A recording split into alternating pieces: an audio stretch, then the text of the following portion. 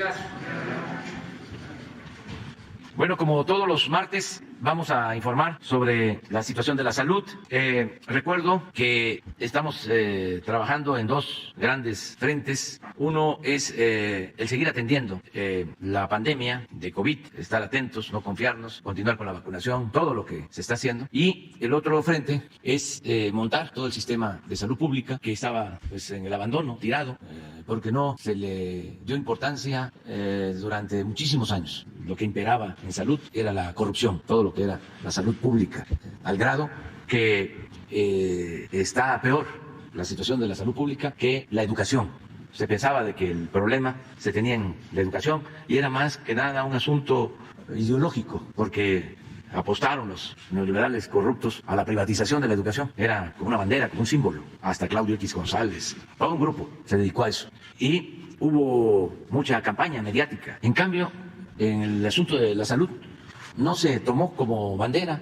Sin embargo, se permitió el abandono por completo del sistema de salud pública. Se dedicó el gobierno federal a transferir fondos con el llamado seguro popular, que ni era seguro ni era popular, y era dinero que no se usaba para médicos, ni para medicinas, ni para tener las instalaciones de salud que se requerían. Si acaso se usaba el dinero para iniciar construcciones, porque de esa manera justificaban la corrupción, construcciones que dejaban en el abandono. Llegaron al extremo de inaugurar hospitales sin equipos, la fachada, y negocios en la compraventa de medicamentos y en todo. Agreguen que esto no pasó en educación, afortunadamente, que nos quedamos sin médicos. Durante todo el periodo neoliberal no se prepararon médicos y tenemos un déficit de médicos generales y de médicos especialistas. Y ahora tenemos las plazas, las vacantes, pero no hay médicos, no hay especialistas. Un daño terrible, tremendo a la salud pública. Entonces estamos levantando un sistema de salud pública, vamos avanzando y el propósito es que el año próximo ya tengamos un sistema de salud pública de primera en todo el país. Estamos consiguiendo los médicos, rehabilitando centros de salud, hospitales, equipando los hospitales, abasteciendo centros de salud, hospitales con medicamentos, en fin, que se garantice el derecho constitucional a la salud a todo el pueblo. Y algo que, aunque parezca increíble, les molesta mucho a los conservadores. Todo el sistema de salud pública va a ser, ya empezó a ser gratuito. Atención médica y medicamentos, estudios, todo gratuito para la población que no tiene, no cuenta con seguridad social. Pues eso les molesta, aunque parezca increíble. Fue muchísimo el daño que causó el sistema neoliberal o neoporfirista, individualista, materialista, corrupto, de injusticias y de privilegios. Entonces, en eso estamos y vamos a informarles todos los martes de cómo se va levantando el sistema de salud, cómo vamos, qué problemas enfrentamos, cómo los vamos resolviendo. Y ahora, pues el doctor Alcocer les va a informar, va a dar una introducción y luego Zoe, que está a cargo de este plan de mejorar el sistema de salud pública con el sistema de IMSS Bienestar, que es el que estamos utilizando de modelo para federalizar todo el sistema de salud pública. Adelante. Con su permiso, señor presidente. Saludo a todas y todos ustedes, como siempre, con afecto. Como ya señaló el presidente, hoy en el Pulso de la Salud les vamos a presentar los dos temas, los dos señalamientos. El maestro Zoé Robledo les comunicará los avances del Plan de Salud para el Bienestar con el seguimiento del reclutamiento y la contratación de médicos especialistas. Pero también nos hablará sobre los avances en Nayarit, en Tlaxcala, Colima, Sonora. Se han instalado mesas de trabajo y firma de convenios, también en Baja California Sur, Sinaloa, Campeche y en Guerrero. Pero también, como es de su conocimiento, el presidente Juárez murió a consecuencia de un infarto al miocardio. Como remembranza de ello, hoy les informamos que ya contamos con 150 unidades de salud en el primer nivel de atención, con personal capacitado para el diagnóstico y manejo inicial del infarto al corazón, que es una de las causas más importantes de muerte en la población mexicana desde la segunda mitad del siglo pasado. Y esta información se complementa con el segundo punto, que estará a cargo del doctor Hugo López-Gatell, quien presentará el estado que guarda en la pandemia COVID-19 y la política de vacunación en nuestro país. Con su permiso, señor presidente, muy buenos días a todas y a todos. Como todos los martes, presentamos los avances del Plan de Salud para el Bienestar. Iniciamos con ya la parte final de la Jornada Nacional de Contratación y Reclutamiento de Médicos Especialistas. Estos son los resultados ya después de las 3 rondas de contratación que se llevaron a cabo. Como lo hemos mencionado, se salieron a ofertar más de 14,000 plazas. Hubo 4,494 médicos que no solamente acudieron a la plataforma, se registraron, pero que además fueron a las citas, acudieron a las mesas de recepción de documentos y fueron acreditados y que cumplieron con todas las fases. De ellos, de estos 4,000, ya se contrataron a 2,621 médicos. Es decir, es un avance del 18% sobre el total de las vacantes que se presentaron, de las 14,000 en los últimos 2 meses. Y estos son los resultados por institución de los médicos acreditados que aparecen como INSABI, que concentran la necesidad que tienen los gobiernos de los estados, en las secretarías de salud de los diferentes gobiernos estatales. Hubo un avance del 66% en términos de los 1,483 que se contrataron. Y así en el resto de las instituciones, 58% para el IMSS. De las 128 médicos postulados para IMSS Bienestar, los 128 se lograron contratar, el 40% en el caso del ISSSTE, 15% en el caso de Pemex y 26% en el caso de la CINSAE. Es el 18%, es decir, de los 14,000 siguen haciénnos falta el 82% de médicos especialistas. ¿Qué vamos a hacer en ese sentido? Si nos pueden pasar la siguiente. El día jueves vamos a abrir de nuevo la convocatoria y ya la vamos a dejar de manera permanente para que pueda ser consultada y puedan identificar ahí las plazas que siguen estando vacantes. Pero vamos a plantear dos nuevos mecanismos. El primero es que el primer médico o médica que ingrese sus documentos para una de estas vacantes sería el primero en iniciar su proceso hasta la contratación.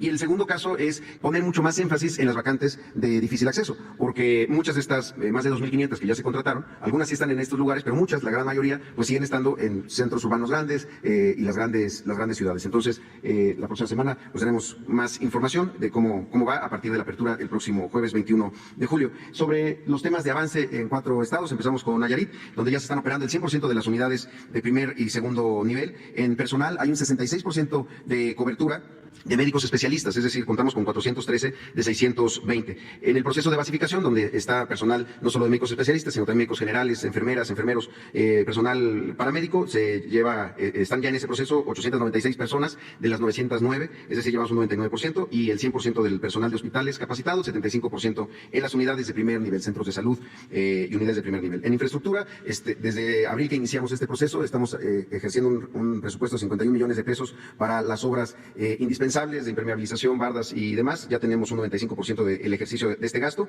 y un surtimiento de recetas al 93% en surtimiento de recetas completas. Además, ya todas las unidades en Nayarit cuentan con el sistema de administración de insumos y al momento se han habilitado, reparado 1,942 equipos. Había equipos que estaban funcionales, pero si no tenían los consumibles o no tenían alguno de los elementos para echarlos a andar, pues no daban servicio. Ya tenemos este avance en Nayarit. En el caso de Tlaxcala, estamos ya también presentes en 100% de las unidades, 11 hospitales, una unidad de especialidad médica y 195 centros de salud.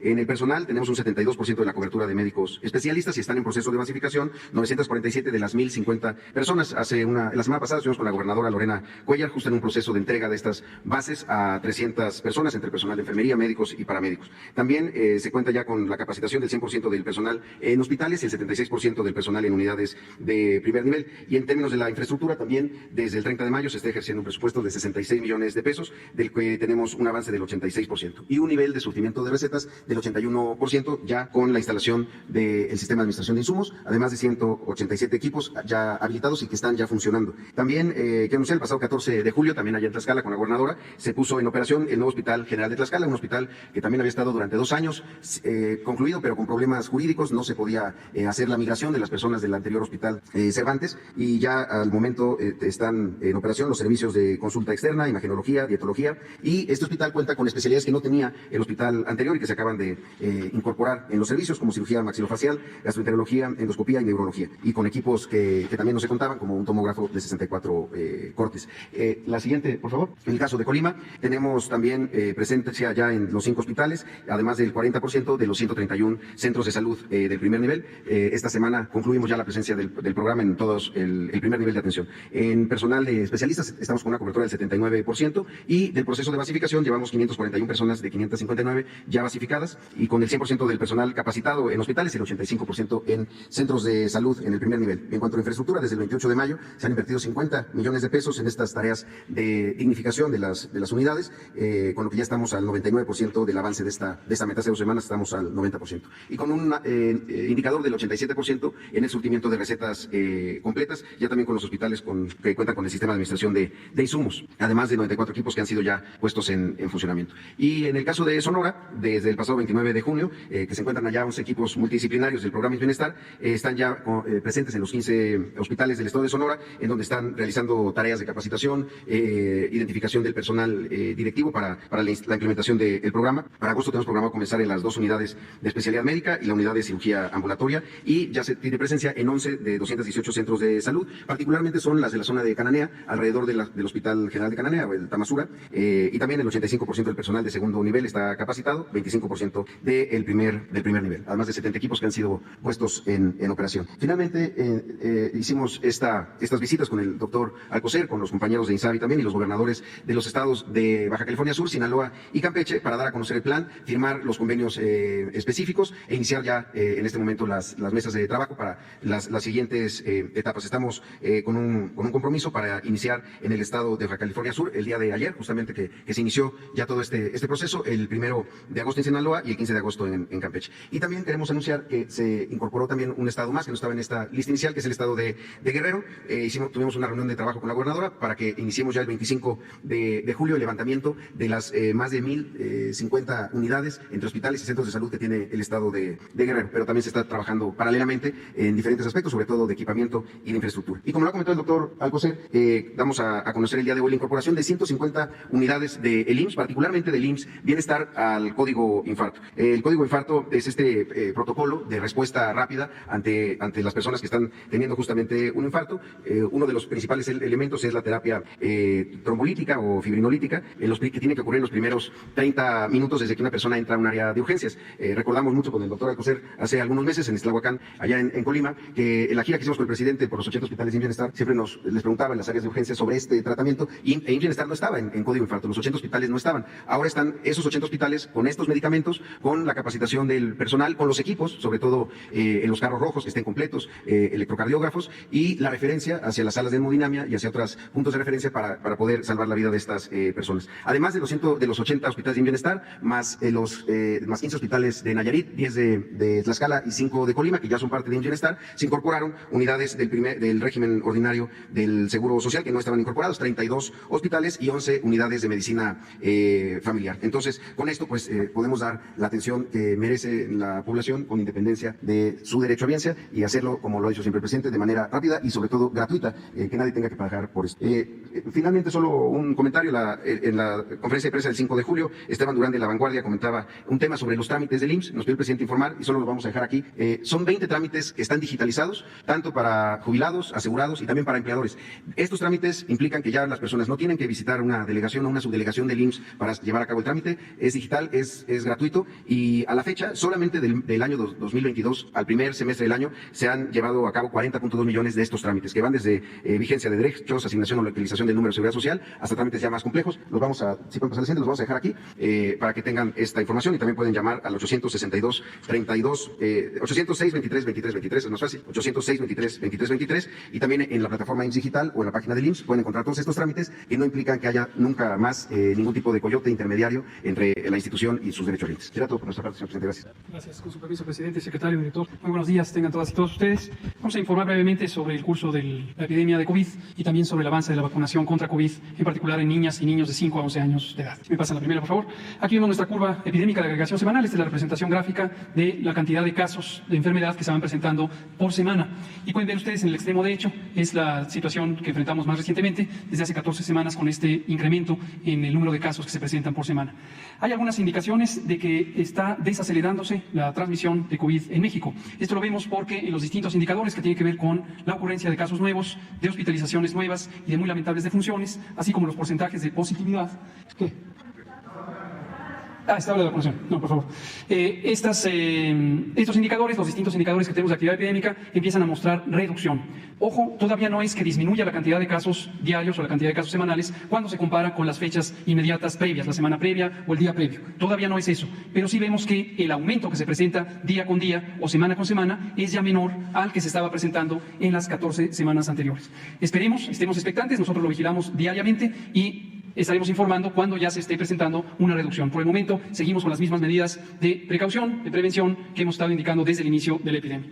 En la siguiente lo que vemos es la hospitalización. Estamos ahora en 18% de ocupación promedio nacional de las unidades de las camas sin ventilador y 5% de las camas con ventilador. Esto es otro dato que también, dentro de la adversidad que representa una epidemia como esta, da cierta tranquilidad en el sentido de que la proporción, el porcentaje de personas intubadas es considerablemente menor incluso de lo que fue durante la cuarta ola. Esto es consecuencia de la vacunación, como lo hemos resaltado, como se ve en México y en otras partes del mundo, en poblaciones altamente vacunadas, la probabilidad de terminar en el hospital es considerablemente pequeña. Esto es el impacto positivo de las vacunas. Lo mismo ocurre con las defunciones. También tenemos ahora un punto máximo de 33 defunciones diarias que ocurrieron en la semana 26. Ahorita estamos en la semana 29, esto fue hace 3 semanas, y afortunadamente lo podemos ver de manera gráfica en el extremo derecho de esa curva. Es apenas perceptible la cantidad de defunciones que se presentan por semana comparado con lo que tuvimos en los momentos más intensos de la epidemia, donde en la segunda ola llegamos a tener cerca de 1.900 defunciones por día. Y hoy estamos teniendo estas 33 en promedio. Cada una de ellas siempre lamentable. Esto no hay ninguna duda al respecto. Cada una es una vida perdida, pero obviamente cuando lo vemos en la magnitud de la epidemia es, insisto, esperanzador y además es un mensaje clave para la población. Vacunarse disminuye la probabilidad de morir. Esto lo podemos ver con los distintos análisis especiales que vamos realizando y aquí les muestro otra viñeta de ello.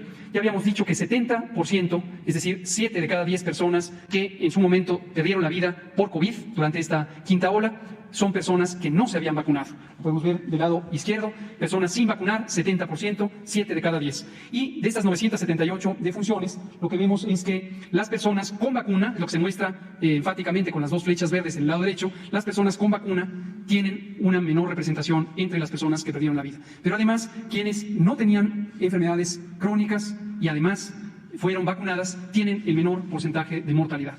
En conclusión, el mensaje es el que hemos venido enfatizando desde hace muchos meses: vacúnese, vacúnese. Vacunar reduce la probabilidad, reduce el riesgo, el peligro de que usted termine en el hospital con COVID. Aunque la variante Omicron, que circula hoy de manera principal en el mundo, es menos agresiva, de todos modos en las personas con enfermedad crónica pueden complicarse las cosas y si se vacuna tiene menos posibilidad de que eso pase. Lo vemos también con la edad en la siguiente imagen. Aquí agrupamos 3 categorías de edad: menores de edad, es decir, hasta los 17 años, personas adultas de los 17 a los 59 y personas adultas mayores de 60 y más años de edad. Son las 978 defunciones que se presentaron hasta el momento durante esta quinta ola y podemos ver que la mayoría siguen ocurriendo en personas adultas mayores, pero que además el vacunarse reduce la posibilidad de que ocurra este desenlace fatal. Vamos a ver la vacunación, precisamente cómo ha avanzado. Aquí tenemos los distintos conjuntos. Ya habíamos dicho en el extremo izquierdo, este 77% corresponde a las personas que en toda la población de 5 años en adelante se han vacunado. Es el conjunto de la población elegible para ser vacunada en México en este momento. 91% de las personas de 18 años en adelante, 60% de las personas de 12 a 17 años y el conjunto más reciente, 20%, son quienes están más activos en este momento vacunándose, niñas, niños de 5 a 11 años de edad. Lo último, el calendario de vacunación. Esta semana recibiremos otro 1.000.000 de dosis, 1.002.000 dosis el próximo miércoles 20 de julio, es decir, mañana, y seguiremos recibiendo vacunas, tantas como sea necesario para cubrir a la población que nos hemos planteado cubrir, que de momento es de 5 años en adelante. Si no se ha vacunado, vacúnese, todavía es tiempo. Tienes 2 sobre el tema, la compañera, 4, 5, 6. A ver si ya. Buenos días, señor presidente. Voy a estar sentado para no estorbar la cámara. Perdón. Yo quisiera nada más, Hermano Barrera, de Delegaciones, perdón. Hacer una acotación y hacer 2 preguntas. El tema de salud, si tienen informes acerca del lamentable hecho allá en Durango, de un médico que pierde la vida, y si nos podrían decir cuál es el panorama de seguridad para los médicos en México. Esa sería la acotación. No sé si planteo la primera pregunta o primero. Sí, con permiso, señor presidente. Sí, en efecto, ayer fue comentado esto al inicio del festejo, de la conmemoración de la muerte de nuestro expresidente más importante y relevante que hemos tenido. Ahí señalé que es un evento triste, un evento que no debe repetirse, en una situación lamentable, como todos los fallecimientos y más en condiciones de violencia, y para lo que pregunta, de un integrante joven que son los internos, los pasantes, son los jóvenes que tienen que terminar su aprendizaje precisamente con prácticas, con presencia social en las diferentes instancias. No solo son centros de salud, sino son también hospitales que tienen esa posibilidad de recibirlos. Esto es, por lo tanto, una necesidad académica que, en principio, no se puede cancelar, porque es en el momento que el médico casi por recibirse, de hecho ocupan ese tiempo para preparar su examen y desde luego recibir en ciertos lugares cursos preparativos para ello. Pero en este caso concreto hubo una situación, como ustedes saben, o cuando menos es lo que en los medios se conoce, de violencia que hirieron a bala a un paciente, y entró ahí en ese lugar y estaba presente el médico pasante y por lo tanto tomó cartas en el asunto y desde luego estaba en cuidado cuando posteriormente ingresó un grupo armado, o no sé si son 2 o 3, pero el caso es de que para continuar con su acción violenta, con pistola también, y en ese momento fue que hirieron y falleció lamentablemente el pasante. Esto desde luego, como lo termino diciendo, pues lo estamos viendo, no es oportuno, no es aconsejable el que se suspenda ese proceso de formación tan importante que tienen los médicos jóvenes que están a punto de recibirse. Pero sin embargo, pues se revisan las condiciones de seguridad y desde luego no podemos, igual que con los especialistas, igual con los médicos generales, dejar a un lado los sitios que no tengan, más lejanos o que tengan condiciones no del todo seguras. Esto del todo seguras pues está igual de vigilado y de atendido y desde luego es responsabilidad del gobierno que lo está cumpliendo en todos los sentidos, sean médicos, sean cualquier trabajador y cualquier mexicano debe estar en esa seguridad, y eso es lo que les puedo decir. Muchas gracias. La primera pregunta, señor presidente, tiene que ver con la tarifa única aeroportuaria, el TUA. Recientemente pasajeros aéreos nos hacen saber, hay que planteárselo, de que si hay un procedimiento para que se pueda transferir el TUA a los 55 aeropuertos, particularmente al Aeropuerto Internacional Felipe Ángeles. Le explico.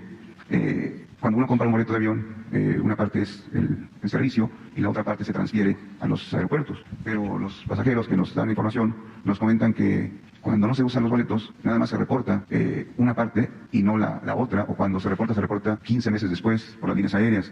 Tan solo en 2020 una demanda del Aeropuerto Internacional de la Ciudad de México por incumplimiento de TUA por 1.300 millones de pesos. Esto porque la Secretaría de Comunicaciones, ASA, no tienen un procedimiento para que las transferencias sean inmediatamente y pues esto causa un perjuicio a los aeropuertos. Como decía, los TUAs tardan hasta 15 meses en llegar, se reportan a destiempo. Para 2021 se pagaron 1.063 millones de TUAs. Muchos de estos ni siquiera se utilizaron. Para 2022 se calcula que se van a pagar 72 millones de TUAs en los 55 aeropuertos. De estos, 2.400 millones pues van a quedar ahí volando. Los especialistas en este tema aseguran que pues esto es si no es falco, un retraso muy importante para el ingreso a los aeropuertos y que se está ante un problema como un TUA Gate, ¿no? Aquí recordemos que el Pemex Gate fue de 1.000 millones, pero aquí está hablando de más de 2.000 millones de pesos. Por esto lo alertan para que pues se cree un procedimiento, ingrese el dinero a los aeropuertos y por supuesto también se oxigene al nuevo aeropuerto, ¿verdad? Aquí en el Felipe Ángeles, ¿no? Más que nada. Sí. Ellos le proponen que desde el momento en que se compra el boleto de avión que se pague el costo del servicio y también lo que tiene que ingresar a los aeropuertos para que pues, no le estén retrasando esta importante millonaria cantidad de recursos. ¿Qué opina, señor presidente, de esto? Sí, vamos a pedirle al SAT, a la directora, a Raquel Buenrostro, que revise lo de estos ingresos en el aeropuerto. TUA es un impuesto que se cobra por el derecho a usar el aeropuerto y va incluido en el boleto. Y hay que ver cuándo se integra Hacienda. Eso es lo que estás planteando, ¿no? Hay una laguna ahí porque es una tarifa, no es tanto un impuesto, pero de cualquier forma es un ingreso que debe llegar al aeropuerto. Sí, tarifa. Sí, entonces vamos a pedir que lo analice, que lo vea. Muchas gracias por la información, para ver si no están especulando con este recurso, que esté tardando más tiempo en devolverse, que esté, como se dice en la mafia financiera, sudando el dinero. Sí. Claro. Y la otra pregunta, señor presidente, el pasado 27 de mayo concluyó la 9ª ronda del Acuerdo de Integración Productiva entre México y Ecuador. Estas negociaciones se hacen para introducción de alimentos, particularmente del mar, ¿no? Productos pesqueros. Pero esto ya puso a temblar a los productores de camarón de 14 entidades del país, tanto del Pacífico como del Golfo de México. Ellos producen en el sector mexicano algo así como 256.975 toneladas al año. Tienen más de 74.000 embarcaciones menores, 1.099 barcos de mayor dimensión, pero ya están muy preocupados, ¿no? Tan solo en Sonora, en Sinaloa, en parte del Pacífico Alto, son más de 600.000 los trabajadores que están en este sector y ya están muy preocupados por el posible contrabando de camarón ecuatoriano. Ellos le preguntan que si habrá una supervisión especial para que una vez que se abra este comercio puedan tener ellos las garantías de que el sector no va a ser golpeado y consecuentemente pues miles de pescadores mexicanos pues se vean afectados. Básicamente es eso, que sí hay garantías para que no se ha dañado el sector. Pero para información general, se está suscribiendo un convenio, un tratado comercial con Ecuador. Sin embargo, no se ha llegado a ningún acuerdo en lo que corresponde a camarón y a plátano. Todavía no hay acuerdo. Llevamos muy buena relación con el presidente Lasso. Él ha solicitado que se abra el mercado en estos dos productos. Sin embargo, nosotros estamos escuchando, atendiendo lo que plantean en Sinaloa y lo que plantean en Chiapas y en Tabasco relacionado con el camarón y con el plátano. Entonces, está pendiente ese acuerdo. No hay un compromiso, lo está viendo la Secretaría de Economía. Estamos nosotros proponiendo llegar a acuerdos en otros productos, pero en estos estamos cuidando a los pescadores y a los productores. ¿Habría la posibilidad de subsidiar en Ecuador? Los pescadores, los productores tienen un alto subsidio. Son de un alto, muy importante subsidio y son de los principales en el mundo. Sí. Por eso tiene miedo que se va a invadir el mercado mexicano. ¿México contempla apoyar aún más a los pescadores, señor presidente? Sí, estamos apoyándolos. Y una forma de apoyarlos es esa, el que se proteja el mercado.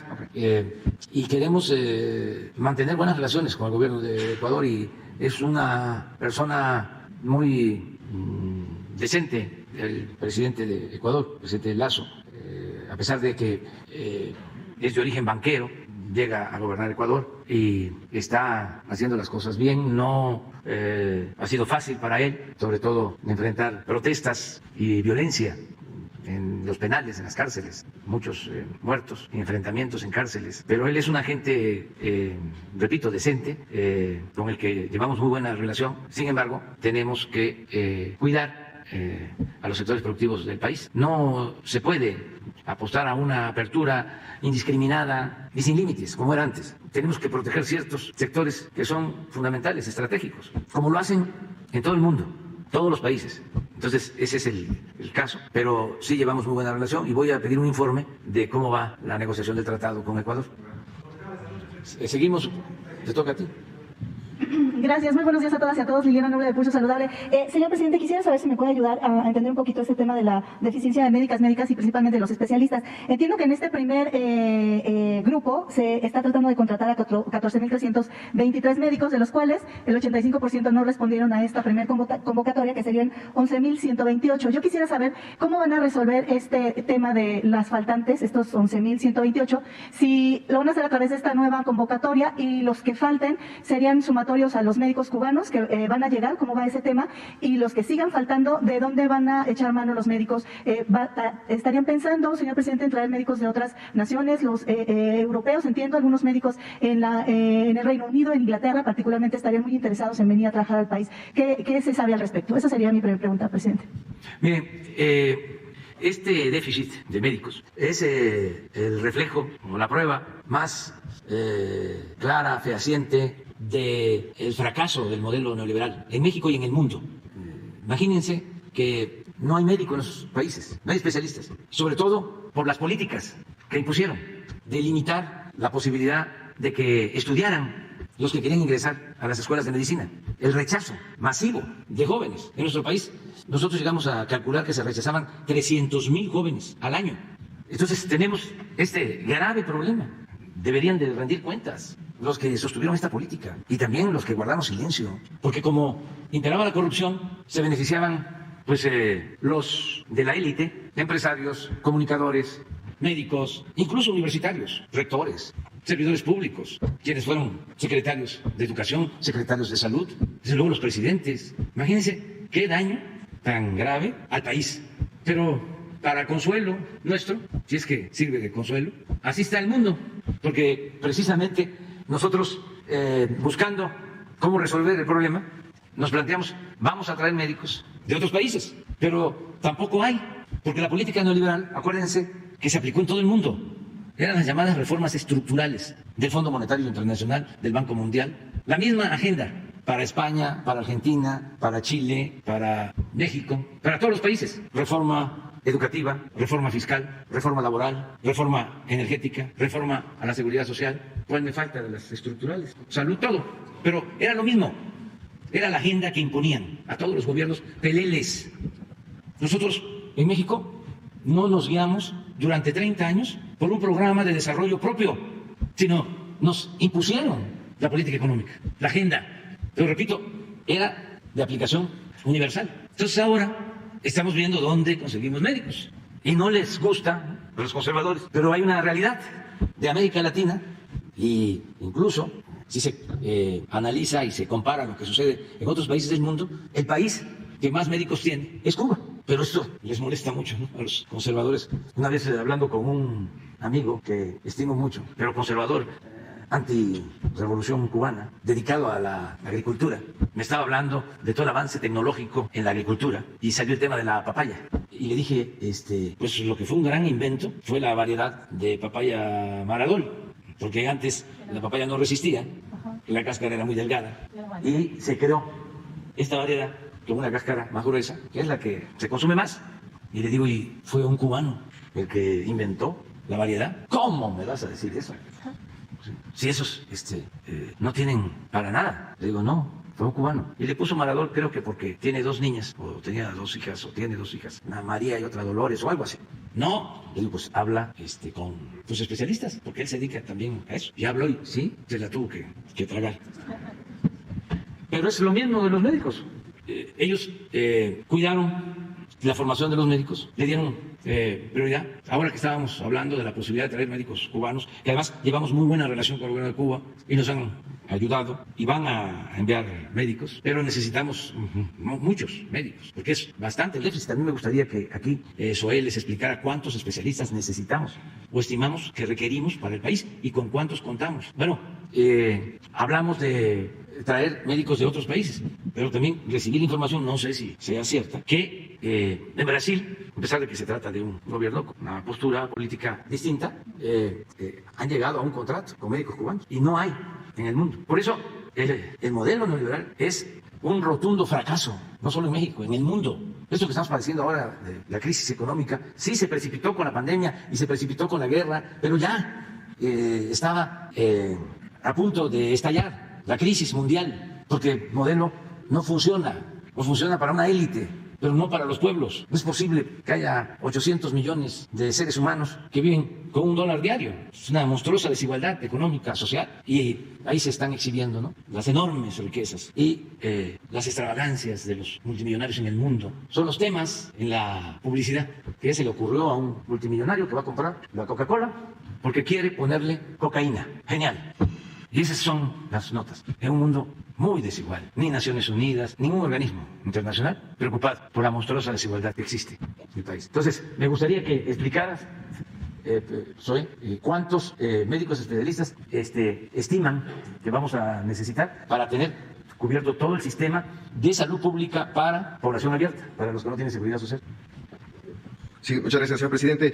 Justo lo que acaba de comentar el presidente López Obrador habla de esta enorme desigualdad que hay en la atención médica, sobre todo en términos de médicos especialistas. De estos 14.500 médicos que son las vacantes de todas las instituciones, de todas las especialidades, en todos los turnos, de las 14.000, 8.800 son, ahí siempre aparecen como INSABI, pero son las que se agregan de los gobiernos de los estados. Es decir, ¿dónde hacen más falta? En los sistemas de salud que están diseñados para la población que no tiene seguridad social, quienes se atienden en los servicios de salud, de atención médica de los gobiernos estatales. Ese es el principal problema.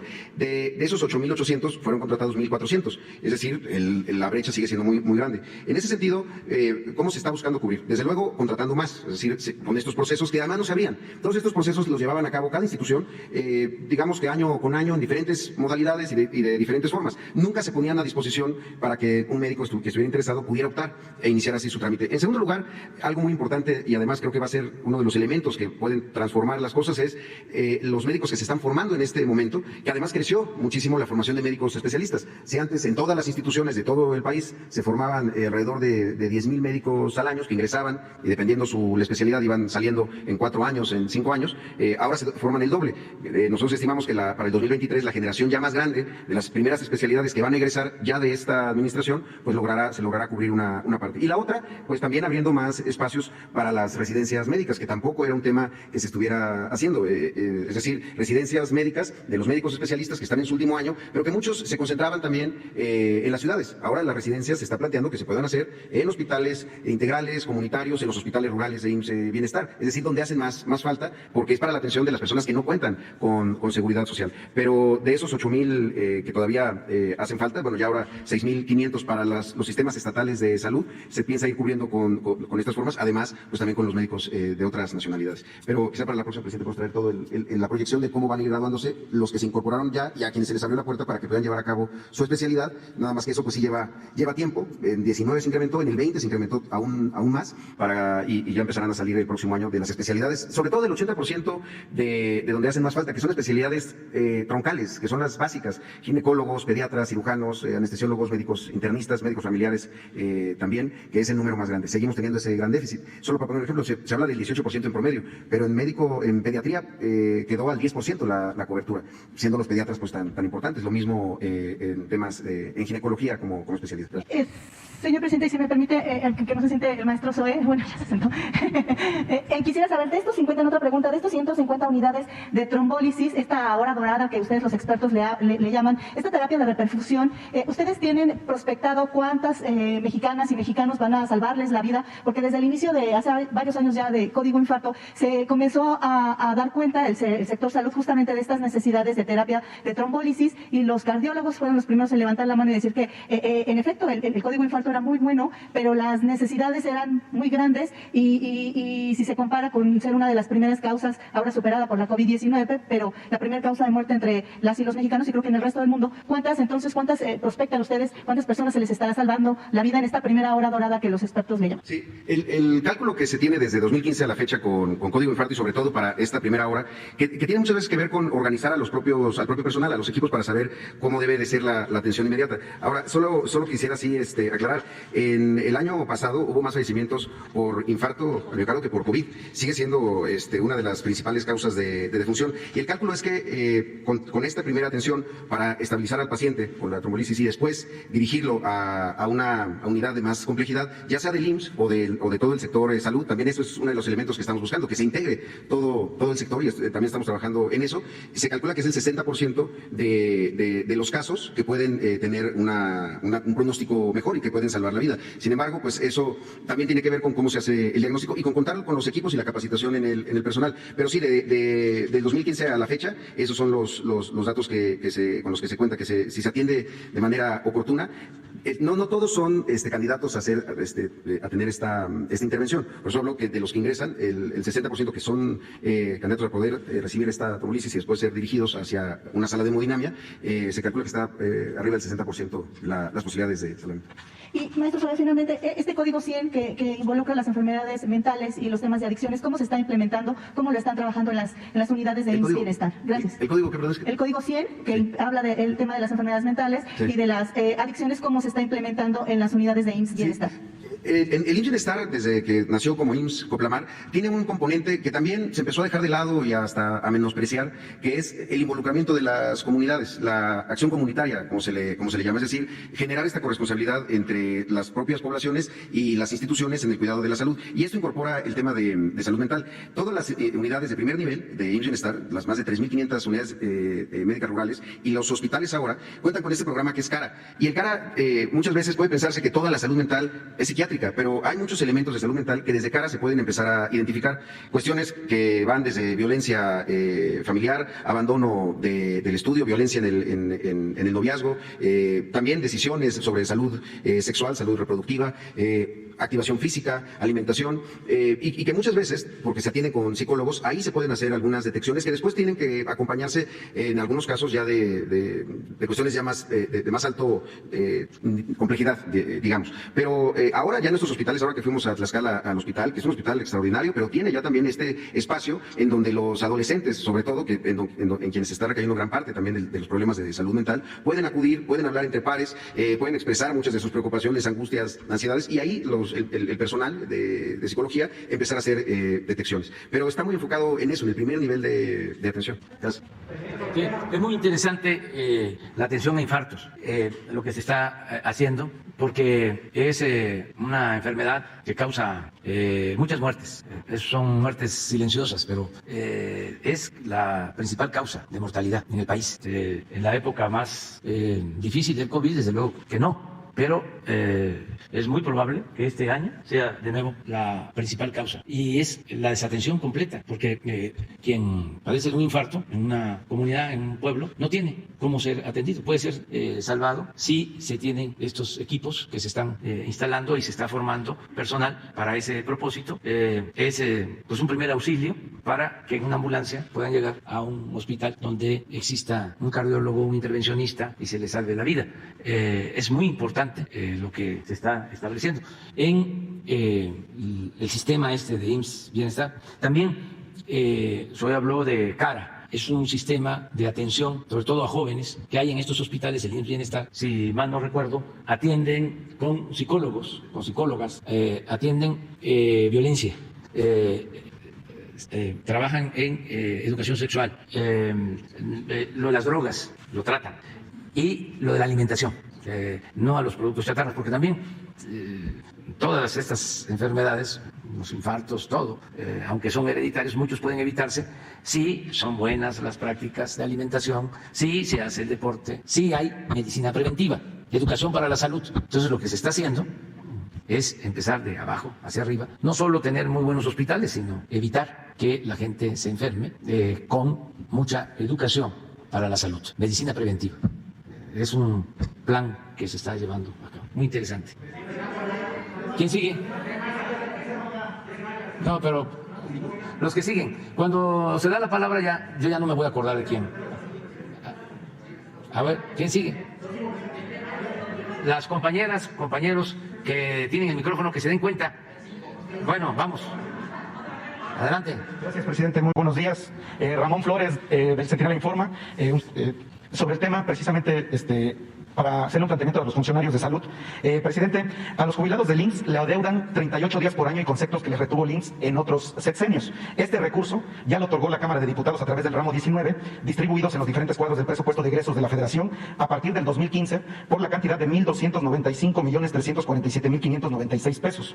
Incluso los jubilados del IMSS quieren negociar con usted, presidente, y con Zoe Robledo, el director, para que les otorguen sus recursos que están en la Cámara de Diputados. El único que puede liberar esos recursos es usted, señor presidente. El director Zoe los puede recibir para que se les haga justicia social a los jubilados del IMSS, presidente.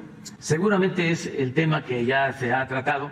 ¿Por qué no lo explicas? Ya les hemos informado. Pero son jubilados trabajadores del IMSS, o sea, no de otro tema. Sí, a ver, por favor. Sí, muchas gracias.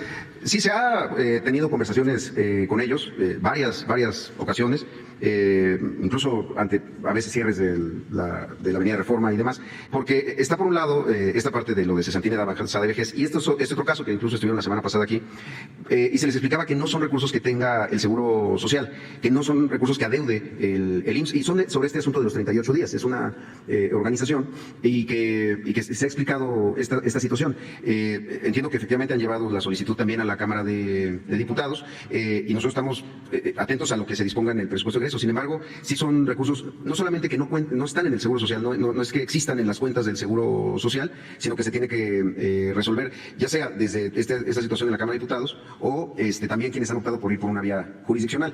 Y sí se les ha recibido en diferentes ocasiones. La semana pasada apenas se tuvo una reunión con ellos, se ha explicado esto, pero también es importante que la gente conozca todos los elementos para no generar una expectativa falsa sobre lo que puede pasar y lo que no depende del Seguro Social para resolverse. Director Zoe, aquí le traigo los documentos donde la Cámara de Diputados ya está liberado esos recursos, pero dicen que usted no los quiere recibir. Ahí, ¿cuál sería la falta de información? O miente la Cámara de Diputados o usted no los quiere recibir, porque aquí se los voy a dejar. Sí, déjenmelos con mucho gusto. Y siempre estamos recibiendo a la población y dándole los elementos completos de cuáles son estas situaciones. Y por último, sobre este mismo tema, se nos han acercado también bastantes médicos jubilados, que ellos dicen que todavía están en su etapa de que pueden servir, que muchos se jubilaron a los 60, 65 años, y dicen que ellos quieren servir nuevamente al IMSS. ¿Usted haría una convocatoria para que los médicos jubilados pudieran paliar esta necesidad de médicos también? O sea, ¿se podría abrir una convocatoria para los médicos jubilados? Esta misma convocatoria no tiene una restricción ni por edad ni por estatus, digamos, de jubilación. Hay médicos jubilados que acudieron a la convocatoria y que fueron contratados. Tuvimos un caso de un pediatra, además que tenía una hoja de servicios muy buena, que se le contrató, creo que de 69 años. O sea, no restringe esta convocatoria. convocatoria, en caso de médicos especialistas. Entonces, con todo gusto, que ahora a partir del jueves, si pueden acudir a esta convocatoria, y les ayudamos también para poder acompañarlos durante su trámite, y por supuesto que tienen toda la posibilidad de ser recontratados. En los casos de las jubilaciones hay mecanismos específicos de cómo se hace esa recontratación, porque muchas personas tienen que, digamos que ponen como en pausa su jubilación para que sean contratados y reciban un sueldo, y cuando acaban ese tramo profesional nuevamente, se les vuelve a dar su jubilación. Sí, claro. Gracias, presidente. Mi segundo planteamiento es de justicia. Hace unos días fue captado Raimundo Collins, el exdirector del Instituto Nacional, perdón, del INVI, de aquí de la Ciudad de México, en Washington, y con total cinismo dijo, pues vayan y pregunten a México, ¿no? También tenemos otro especialista, que por cierto, si andan faltando especialistas, lo pueden traer, a Ricardo Anaya, que ayer lo llamó esquizofrénico, yo no sé si es psiquiatra para emitir un juicio médico. También tenemos al juez Gómez Fierro, que le otorga un amparo a la empresa Iberdrola. Presidente, la gente ya está harta de esta impunidad, donde vemos que están en otros países, los localizamos o lo localizan las compañeras periodistas o sabemos dónde están, y el Poder Judicial parece que está pasando de noche. Presidente, la pregunta directa sería si usted mandaría una reforma judicial, porque de verdad estos jueces, como dice el pueblo, porque nos los han dicho nosotros, se hacen llamar autónomos, pero no son autónomos del dinero del pueblo, ¿no? Porque se les está pagando con recursos del pueblo. Entonces, por ejemplo, ¿qué hacer con estos jueces? Que repito, con el caso de Raimundo Collins, que dice que los mandan a los reporteros a preguntar a México para ver si lo van a detener, ¿no? Y con total cinismo se anda paseando allá en Washington. O sea, ¿qué pasa con estos personajes y qué pasa con el Poder Judicial, presidente? Sabemos que hay una separación de poderes, pero ¿usted mandaría una reforma judicial para que estos casos también dejen de verse con total cinismo por parte de estos que robaron a México? No, pero mire, yo siento que servidores públicos del Ejecutivo, del Legislativo, del Judicial, no gozan o no deben de gozar de impunidad. Si hay delitos o se demuestra de que hay corrupción en un juez, para eso es el Consejo de la Judicatura y se puede presentar una denuncia. Este juez al que mencionó, sí, nosotros lo estamos investigando sobre el caso de Iberdrola. Estamos revisando cómo fue que concede un amparo para que Iberdrola no pague una multa de 10,000 millones de pesos, porque no fue un proceso, consideramos, cuidado, y presumimos, no quiero adelantar, de que hubo falsificación de documentos. Entonces, si terminamos de descubrir de que se falsificaron documentos o que se usaron documentos extemporáneos, vamos a proceder legalmente. Y eso es lo que tenemos que hacer en todos los casos. Cero impunidad. Y no porque es un juez o es un magistrado o es un ministro o es el presidente, no se va a poder denunciar si se está afectando el interés general o se está haciendo o cometiendo una injusticia. Entonces, todos tenemos que participar en limpiar, en purificar la vida pública y tenemos que seguir avanzando en este propósito. Yo soy más partidario de que la reforma del Poder Judicial surja al interior del Poder Judicial a que sea como una iniciativa para cambiar la Constitución y reformar de esa manera el Poder Judicial.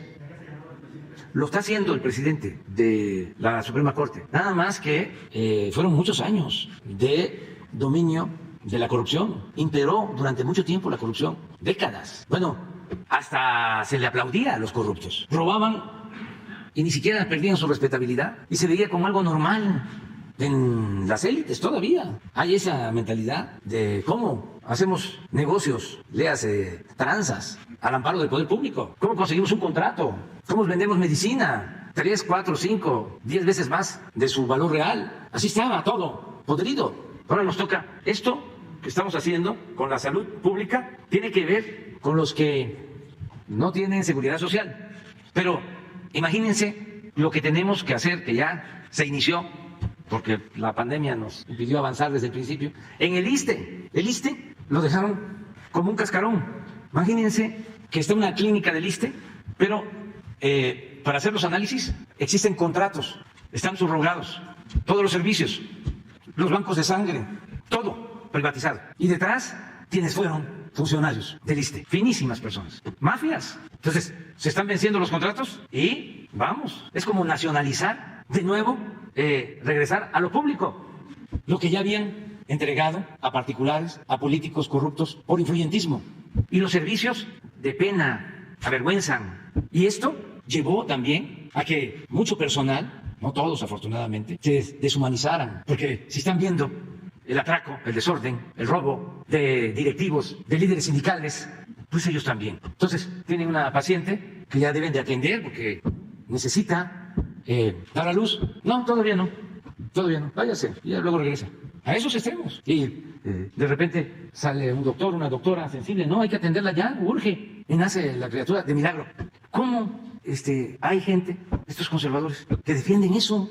Porque según ellos estaba mejor antes. Entonces, por eso necesitamos todos seguir adelante y vamos a enfrentar muchos obstáculos. Y alguien hablaba del Tren Maya, es decir, y ya que lo tocan el tema, pues ya se decidió que es un asunto de seguridad nacional y que no por los intereses de un grupo de corruptos y de pseudoambientalistas vamos a detener una obra que es en beneficio del pueblo y que además ya el tiempo que se llevaba parada nos estaba significando un alto costo al presupuesto, que es dinero del pueblo, nada más por intereses políticos de estos conservadores corruptos. No, son obras públicas y no podemos aceptar que los intereses de grupos, de facciones, se sitúen por encima del interés general. Eso correspondía a la época del neoliberalismo o neoporfirismo. Ahora es el interés del pueblo, lo más importante de todo, el interés general. Entonces vamos a seguir y vamos a cumplir para entregar el Tren Maya en diciembre del año próximo. Sí, pero se optó también por otro procedimiento. Ya, no a tribunales, ya se estableció el mecanismo legal. Porque queríamos esperar a que el juez resolviera, pero volvemos a lo mismo. ¿Dónde está la justicia rápida y expedita?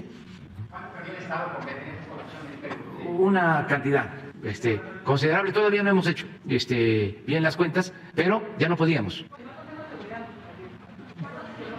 Hace como una semana, ya les informan, sobre todo, no puedo hablar más porque no lo vayan a utilizar. Los Claudios González, ¿cómo se llama este abogado, hombre? Cosío. Además,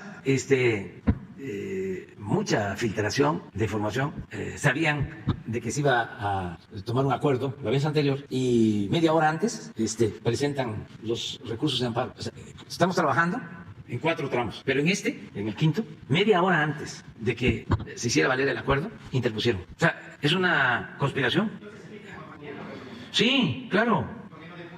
Lo estamos haciendo, nada más que lleva tiempo, pues eran todos, son muchos. O sea, claro, y en los 3 poderes, yo siempre hablo, y no es minimizar, al contrario, siempre hablo de que son como 20, 25 millones de personas en el país que tienen un pensamiento conservador, que son nuestros adversarios, no nuestros enemigos, porque no tenemos enemigos, ni queremos tenerlos, pero es muchísima gente. Entonces, imaginen, ¿cuántos leen a Loret de Mola o a todos los opinadores? ¿Cuántos se guían por lo que dice el Reforma? Ahora el Universal, siempre, ¿no? Universal, pero antes el Universal era más gobernista, pero ahora se volvió opositor, por otras razones, pero en general todos los medios y de todas formas se va avanzando porque es más la gente, mucho más la gente que apoya. Esta conferencia nos ayuda mucho porque la ven muchísimos nuestros adversarios. Ayer hablé de Calderón y creo que a la hora ya estaba respondiendo. O sea, están pendientes todos. O sea, es muy interesante, ¿no? Lo que pasa sobre esta situación. A ver.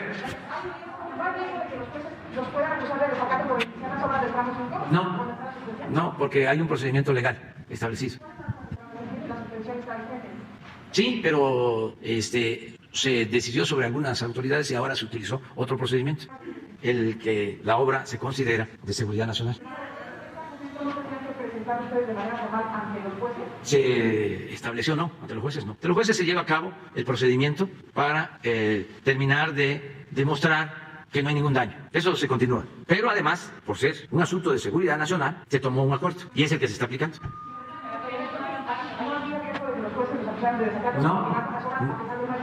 No, porque tenemos facultad para hacerlo. Desde hace una semana aproximadamente. Y se va avanzando.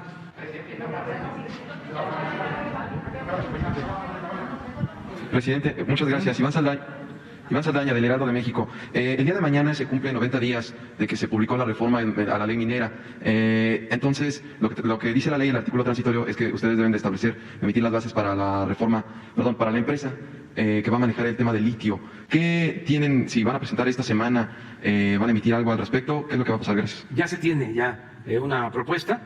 Va a pertenecer esta empresa a la Secretaría de Energía.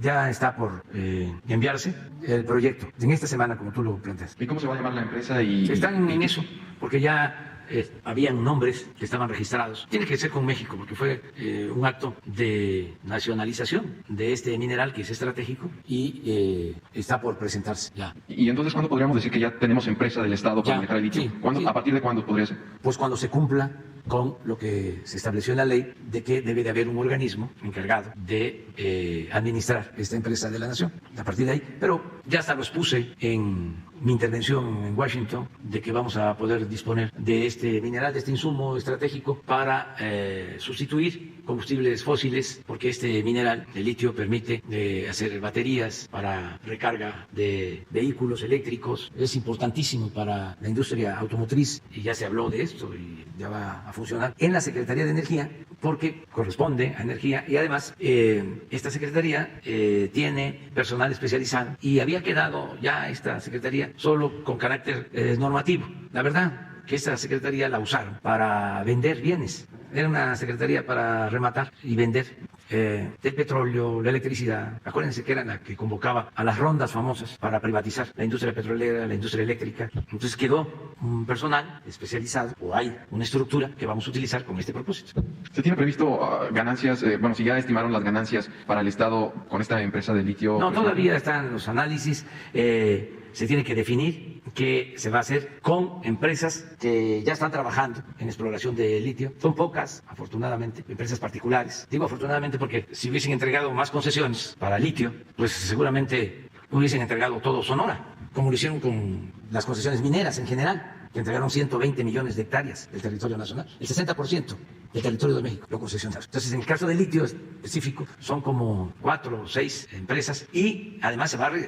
a revisar si las concesiones hablan de litio, porque si no son concesiones otorgadas para la explotación del litio, no se pueden reconocer. Las que sí fueron otorgadas con ese propósito, se reconocen. Okay. En un segundo y último tema, presidente, el partido Morena tiene una propuesta de modificación de sus documentos básicos que obligaría a los presidenciables del partido a comprometerse con su proyecto, el de la Cuarta Transformación.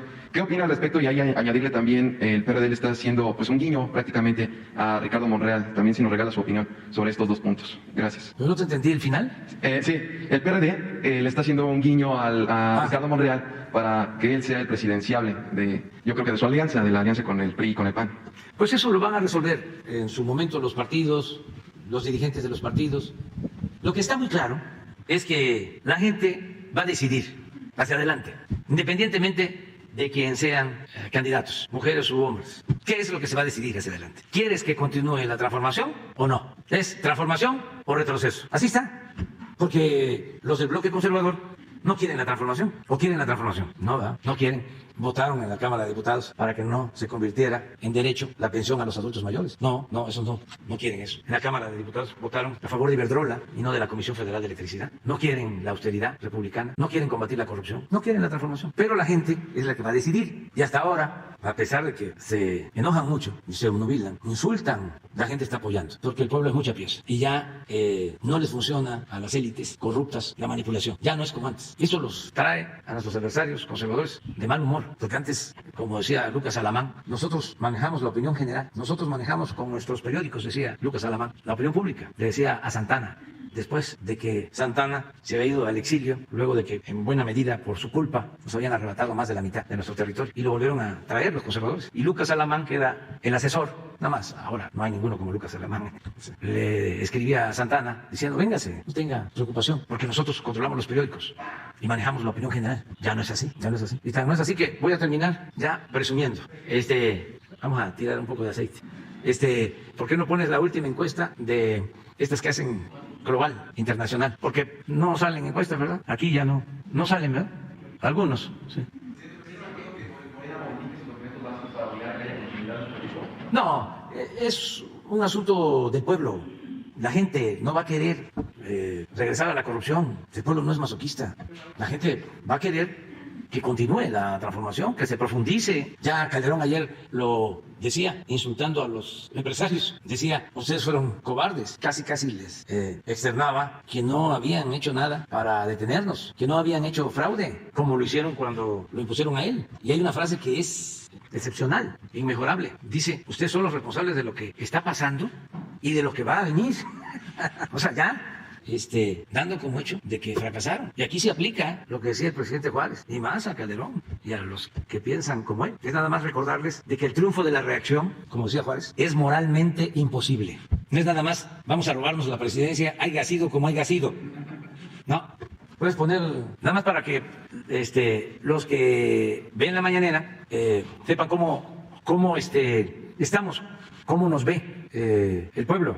Porque como es tanto el bombardeo en contra, a lo mejor algunos dudan, ¿no? Ya no, porque la gente está muy consciente. Es una revolución de las conciencias. Es algo extraordinario lo que se está llevando a cabo en el país. Pero miren cómo estamos.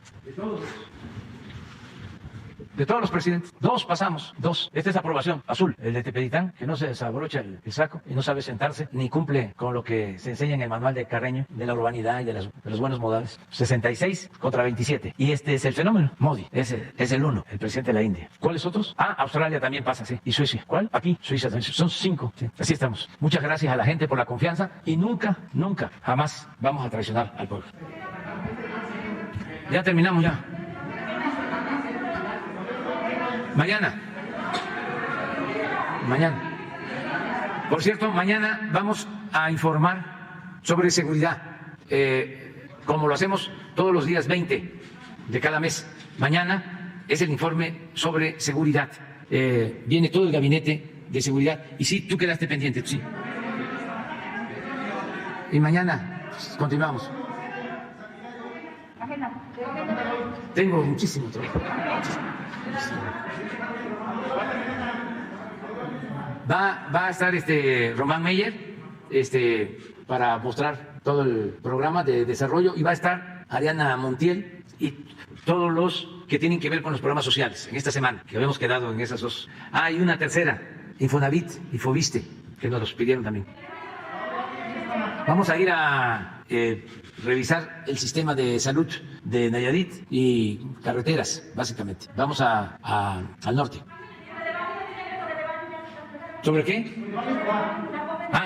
Mañana ya se informó, ayer, y mañana se va a informar, pero más a detalle el jueves. Ricardo Mejía, porque los jueves se informa sobre el castigo a responsables de delitos, pero mañana también se va a dar un informe, que es miércoles, y el jueves. Ya se informó ayer, se hizo una conferencia de prensa, se informó en Nuevo León, y va de nuevo a informarles a ustedes Ricardo Mejía. ¿Mande? El viernes también. Ya dije, mañana y pasado.